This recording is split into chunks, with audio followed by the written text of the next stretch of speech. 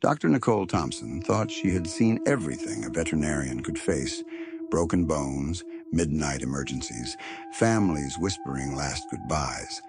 But nothing prepared her for the sound that shattered her peace one October night in Millbrook Village.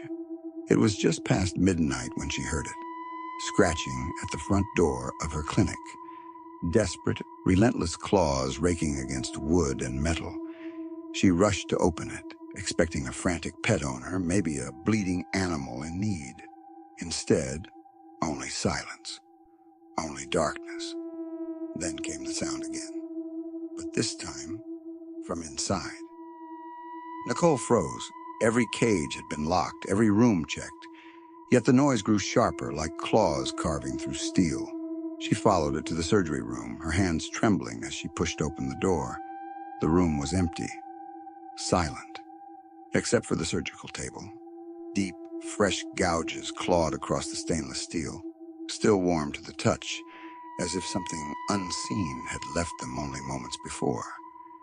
And by morning, Nicole would learn the impossible. Those scratches weren't from any living animal, but from one she herself had put to rest months ago.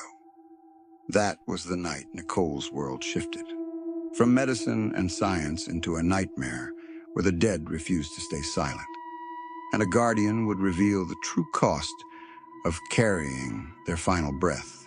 When Dr. Nicole Thompson heard the scratching at midnight, she thought it was just another emergency call, but what she discovered in her veterinary clinic that night would shatter everything she believed about life and death. Nicole had always loved animals more than people. At 32, she ran the only veterinary clinic in Millbrook Village, Vermont, a practice she'd inherited from her mentor 3 years ago.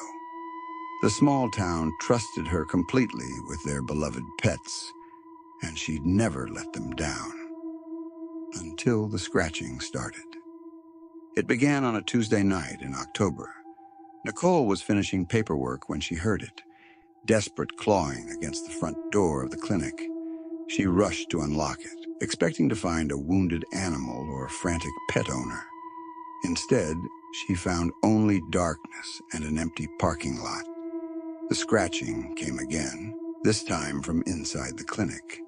Nicole's blood turned cold. She was certain she'd locked every cage, checked every room. But the sound was unmistakable. Claws scraping against metal, desperate and relentless. She followed the noise to the surgery room, her hands trembling as she pushed open the door. The room was empty, silent. But on the surgical table, she saw something that made her knees buckle. Fresh scratch marks carved deep into the stainless steel. "This is impossible," she whispered, running her fingers over the gouges. The metal was cold, but the scratches were warm to the touch, as if they'd just been made by something burning with fever. But the truly shocking part was what she found the next morning. Mrs. Barbara Reed arrived at opening time, tears streaming down her weathered face. "Doctor, I need to speak with you about Rusty," she said, clutching a faded photograph of a golden retriever. Nicole's heart sank. Rusty had been Mrs. Reed's companion for 14 years before cancer took him. Just 6 months ago, Nicole had been the one to administer the final injection, holding the old woman's hand as Rusty slipped peacefully away. "Mrs. Reed, I know how much you miss him, but—" "He came back to me last night," Mrs. Reed interrupted, her eyes wide with a mixture of hope and terror. "I heard him scratching at my door, the same way he used to when he needed to go out. When I opened it, I saw his shadow running toward your clinic." Nicole felt the room spin around her, the scratching, the marks on the surgical table. It couldn't be connected, could it? "I know it sounds crazy," Mrs. Reed continued, "but I followed him. I saw his shadow slip through your clinic door, even though it was locked. He was trying to tell me something, Doctor. Something important. Wait a second. Don't miss this detail. Nicole had installed security cameras throughout the clinic just last month after a break-in at the hardware store down the street. If Mrs. Reed was telling the truth, If something really had entered her clinic, there would be footage. That afternoon, Nicole sat alone in her office, staring at the security monitor with growing dread. She fast-forwarded through Tuesday night's recording, her finger hovering over the play button as the timestamp approached midnight. 11:58 p.m. Empty hallways, sleeping animals in their cages. 11:59 p.m. Still nothing. 12 a.m. A shadow moved across the surgery room door. Nicole's breath caught in her throat. She rewound and played it again. There it was, a dog-shaped silhouette, translucent but unmistakably real, padding through the locked clinic with purpose. The shadow moved exactly like Rusty used to, with that distinctive limp in his back left leg from an old injury. The shadow had paused at the surgery room door, looked directly at the camera with glowing eyes, then disappeared inside. This was the moment when everything changed for Nicole, because as she watched the footage, she realized something that made her blood freeze. The timestamp showed the shadow had entered the surgery room at exactly 12:03 a.m., the precise time Rusty had died 6 months ago. But this was just the beginning. Over the next 3 nights, more shadows appeared. Wednesday night brought Whiskers, a tabby cat, who died of kidney failure in July. His owner, Kevin Wright, called Thursday morning in tears, describing the same experience as Mrs. Reed. "I saw him, Doc. Clear as day. He was heading toward your place, meowing like he used to when he was hungry." Thursday night, Bella, a German shepherd who'd been hit by a car in August. Friday night, 3 animals at once: Max, a bulldog with heart problems; Luna, a parakeet who died of old age; and Coco, a chocolate lab who'd succumbed to poison someone had left in the park. Each night, Nicole watched the security footage with growing horror. The shadows were getting clearer, more solid, and they were all gathering in the same place, the surgery room where they'd drawn their final breaths in her arms. You haven't seen the biggest surprise yet, because on Saturday night, something happened that changed everything. Nicole had decided to stay overnight in the clinic, determined to confront whatever was happening. She'd brought a sleeping bag and camped out in the reception area, surrounded by every piece of recording equipment she could find. If these were hallucinations brought on by stress, she'd capture nothing. If they were real, she didn't want to think about what that meant. At 11:45 p.m., her veterinary technician, Stephanie Hayes, arrived unexpectedly. "Dr. Thompson, I saw your car here. Is everything okay?" Stephanie was 26, fresh out of veterinary technology school, with bright eyes and an endless passion for animal care. She'd been working at the clinic for only 2 months, but Nicole had quickly come to rely on her steady presence and quick thinking.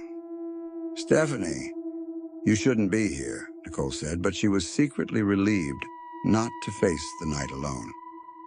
"There's been some unusual activity after hours." "What kind of activity?" Before Nicole could answer, they heard it. Not just one animal, but a chorus of sounds. Scratching, meowing, barking, chirping. The cacophony of a dozen animals, all coming from the direction of the surgery room. Stephanie's face went pale.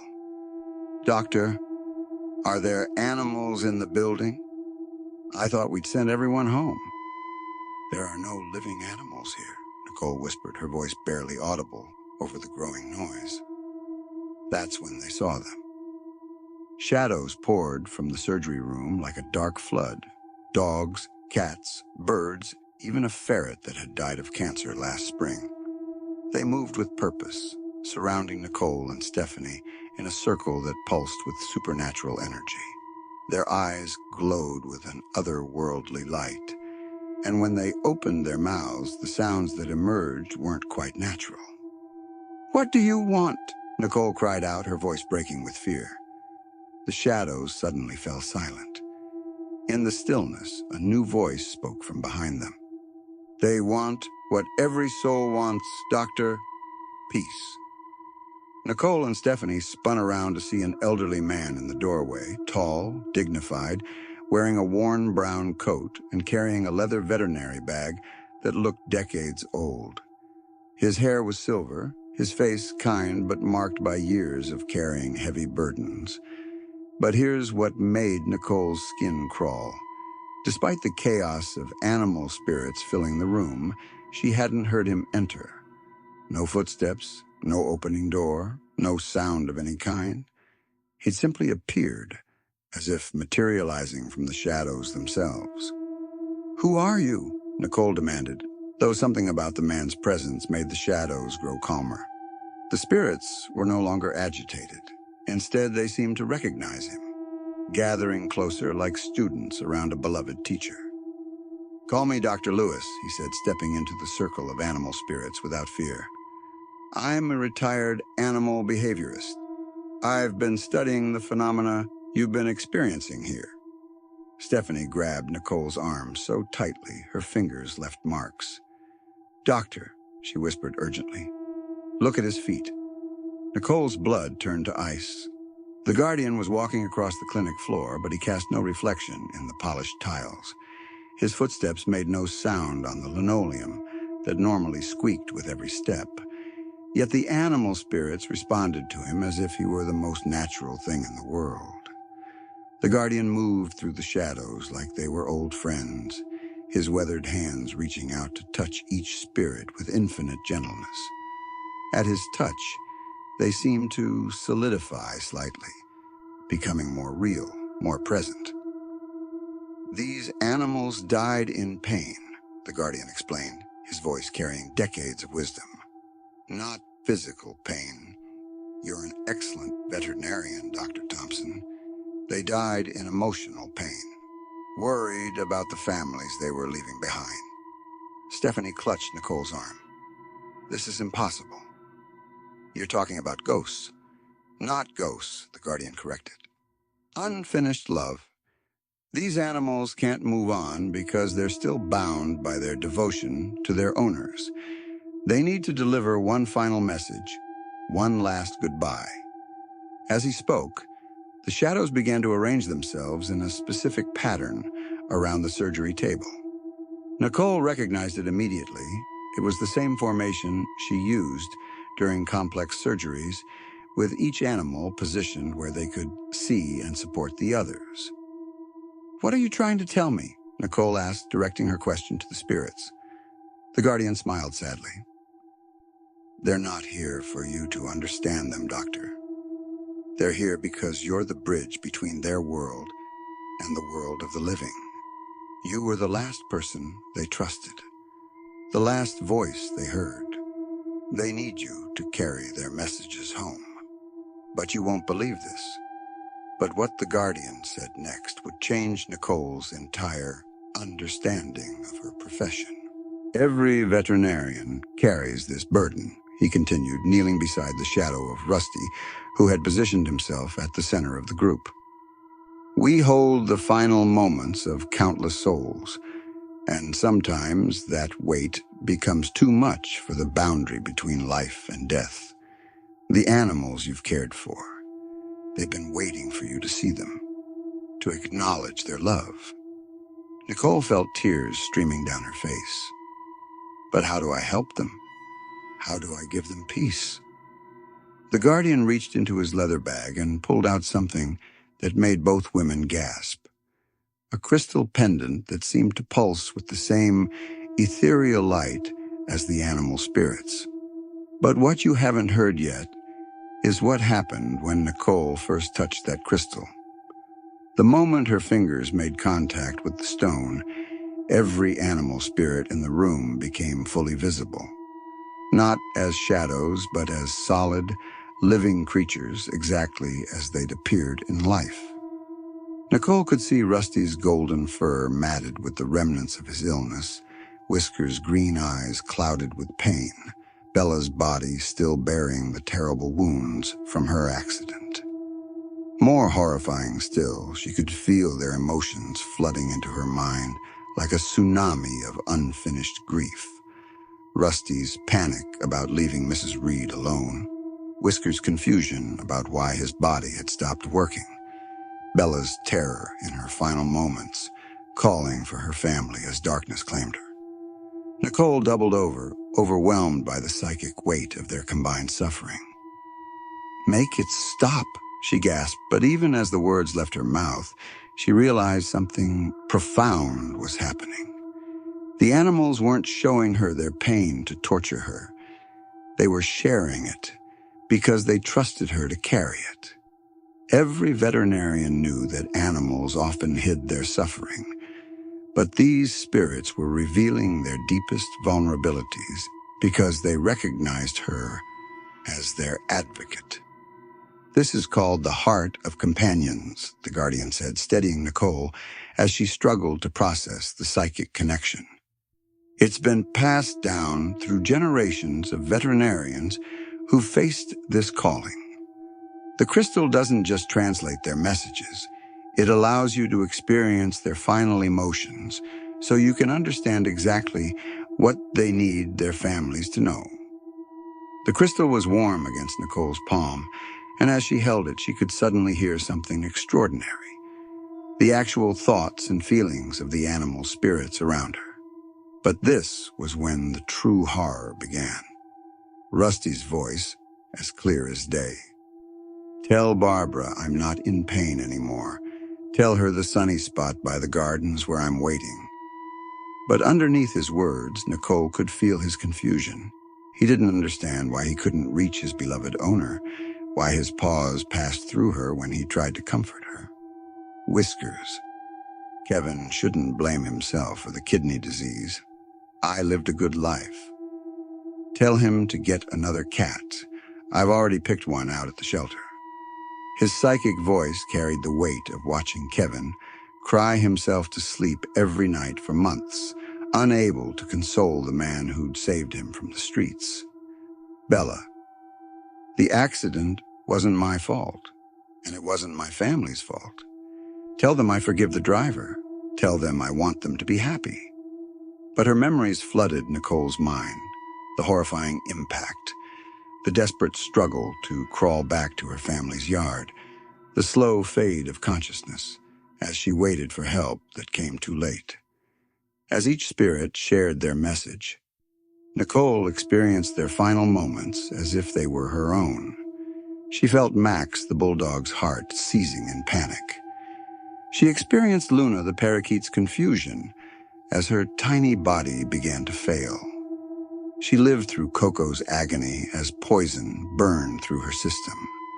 "I can't," Nicole sobbed, dropping to her knees as the emotional weight threatened to crush her.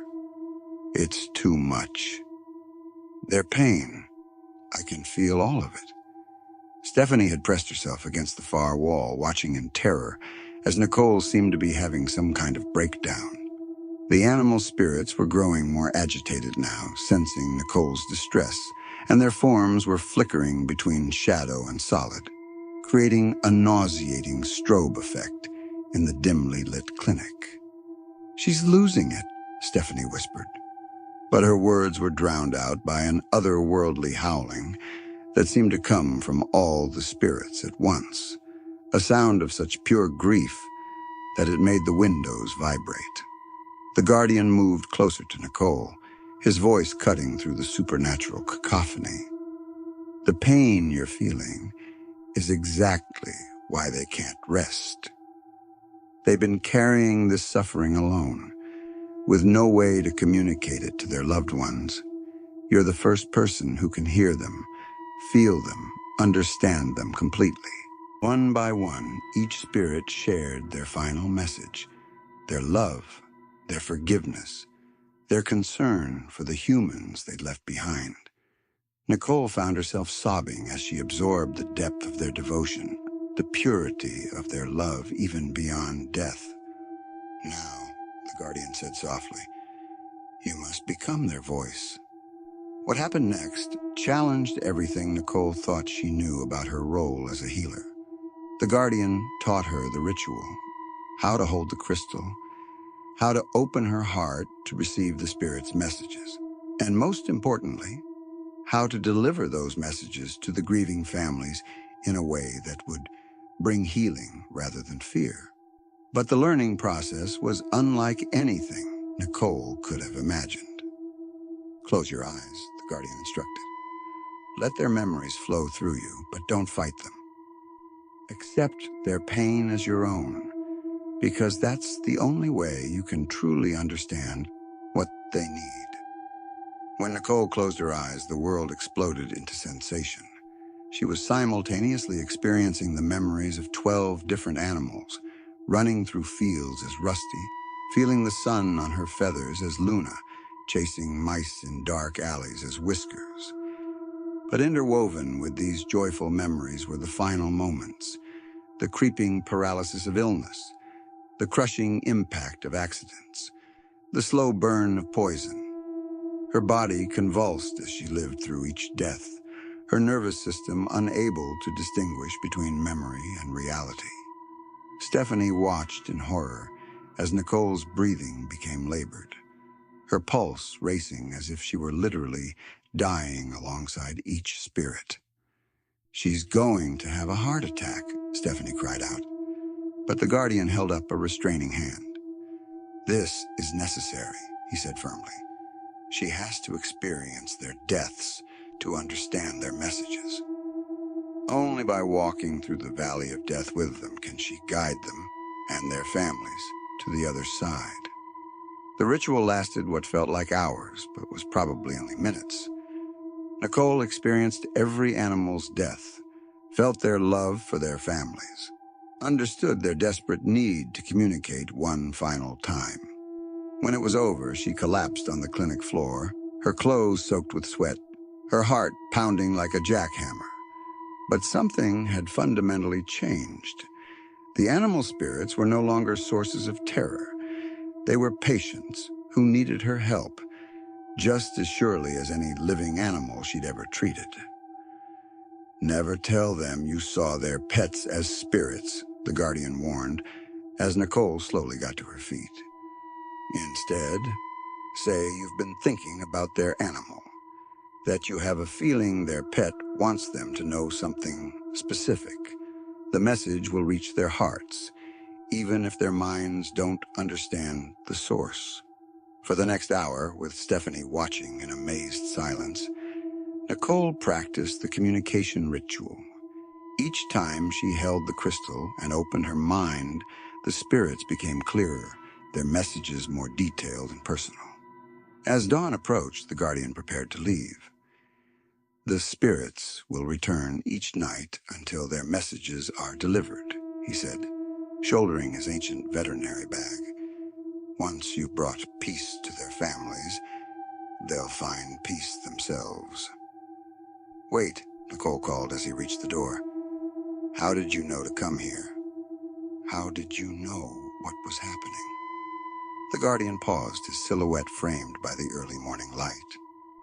"Some knowledge comes from experience, Dr. Thompson, and some veterinarians never truly retire from caring for the animals they've loved." He walked into the dawn, leaving Nicole and Stephanie staring after him with a dozen unanswered questions. But the real shock was yet to come. Over the following weeks, Nicole faithfully delivered each spirit's message. She visited Mrs. Reed and shared Rusty's words about the sunny garden spot, watching the elderly woman's face transform with peaceful joy. She told Kevin Wright that Whiskers wanted him to visit the animal shelter, and 2 days later he adopted a young orange tabby who seemed to know exactly where the food bowls were kept. Each message she delivered brought visible healing to the grieving families, and each night, one fewer spirit appeared in her clinic. The ritual was working exactly as the guardian had promised, but Nicole couldn't stop thinking about the mysterious Dr. Lewis. Something about him had felt familiar, though she was certain they'd never met. She decided to research animal behaviorists in Vermont, hoping to learn more about the man who'd saved her sanity and possibly her soul. What she discovered made her question everything she thought she knew about that night. There was indeed a Dr. Andrew Lewis listed in the Vermont veterinary records, but according to the state database, he had died 15 years ago of a heart attack while working late at a veterinary clinic in Millbrook Village, the same clinic where Nicole now worked. Nicole's hands shook as she read the obituary. Dr. Andrew Lewis, age 43, devoted animal behaviorist and veterinarian. Survived by no family, mourned by countless animals and their owners whose lives he had touched. The article mentioned his revolutionary work in understanding the emotional bonds between pets and their families, and his belief that love transcended the boundaries of life and death. But what made Nicole's blood run cold was what she discovered next. She'd found Dr. Lewis's old patient files in the basement storage room, boxes that had been gathering dust for over a decade. As she rifled through them with growing dread, she found case notes written in the same precise handwriting she had seen him use when he'd written down the crystal ritual instructions. The cases were eerily familiar. A golden retriever named King who'd appeared to his owner after death. A tabby cat named Shadow who'd been seen roaming the clinic after hours. A German shepherd called Duke, whose spirit had scratched messages into metal surfaces. Dr. Lewis had been dealing with the exact same phenomenon Nicole was experiencing, but his notes revealed something terrifying. According to his research, the animal spirits didn't just appear randomly. They were drawn to veterinarians who possessed what he called the sight, a psychic sensitivity that allowed them to perceive the boundary between life and death. But the most shocking detail was in the final entry, dated the day before his death. The animals are no longer content to simply communicate through me. They're calling others of the dead to join them. I fear I may have opened a doorway that cannot be closed. If something happens to me, whoever finds this must understand. The crystal must be passed on, or the accumulated spirits will be trapped forever, growing stronger and more desperate with each passing year. Nicole realized with growing horror that the animal spirits she'd encountered weren't just the recent deaths from her clinic. They represented 15 years of accumulated supernatural energy, souls that had been waiting for someone with the sight to help them find peace. But the most chilling discovery was yet to come.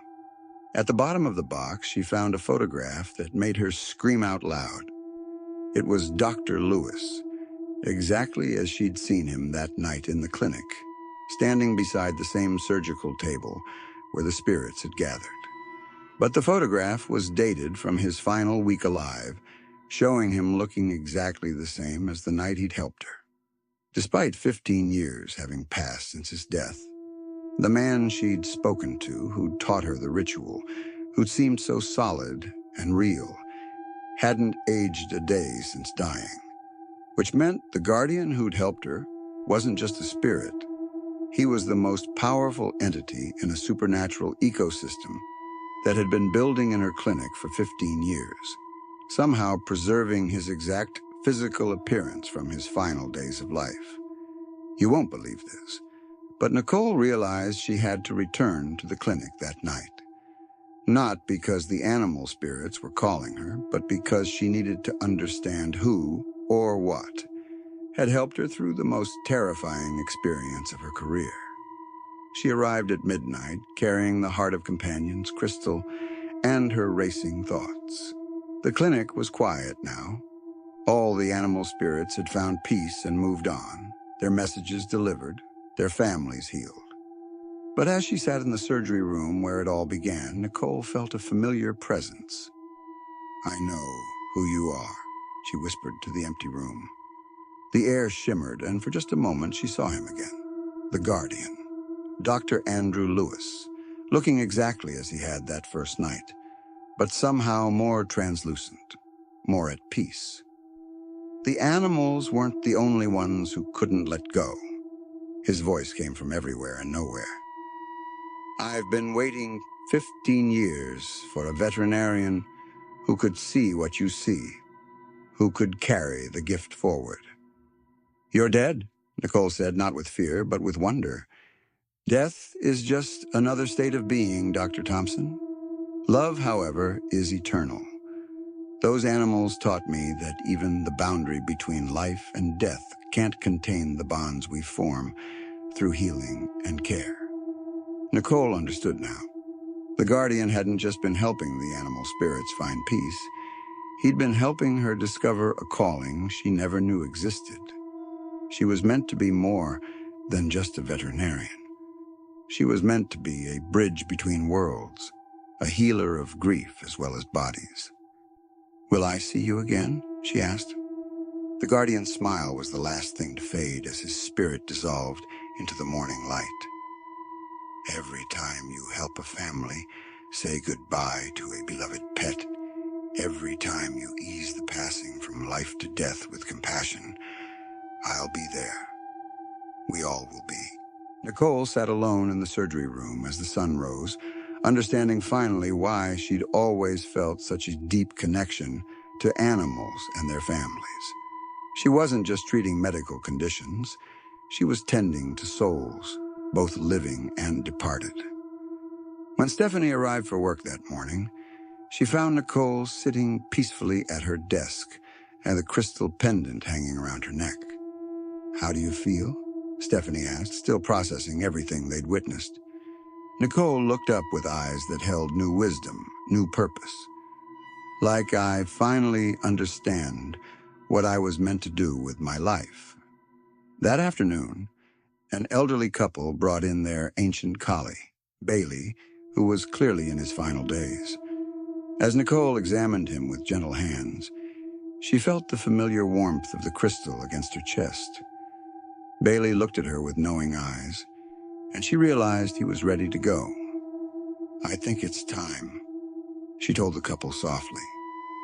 As Bailey passed peacefully in their arms, Nicole held space for both his departure and their grief. And in that sacred moment, she felt the presence of the guardian and all the animal spirits she'd helped to find peace, surrounding them with love that transcended death itself. The scratching at midnight had led her to discover that death wasn't an ending. It was a transformation, and she was honored to be its witness, its guide, and sometimes its voice. In the days that followed, word spread through Millbrook Village about Dr. Nicole Thompson's special gift for helping families through pet loss. They didn't know about spirits or crystals or guardians who existed between worlds. They only knew that somehow Dr. Thompson always seemed to know exactly what their beloved pets would have wanted them to know. And late at night, when Nicole was alone in the clinic, she sometimes heard the gentle sound of contented animals settling down for peaceful sleep. Not the desperate scratching of trapped spirits, but the satisfied sighs of souls at rest. The guardian had kept his promise. She was never truly alone in her calling. Because love, as she'd learned, really was eternal. And sometimes, if you were very lucky, it chose you to be its voice in a world that had forgotten how to listen.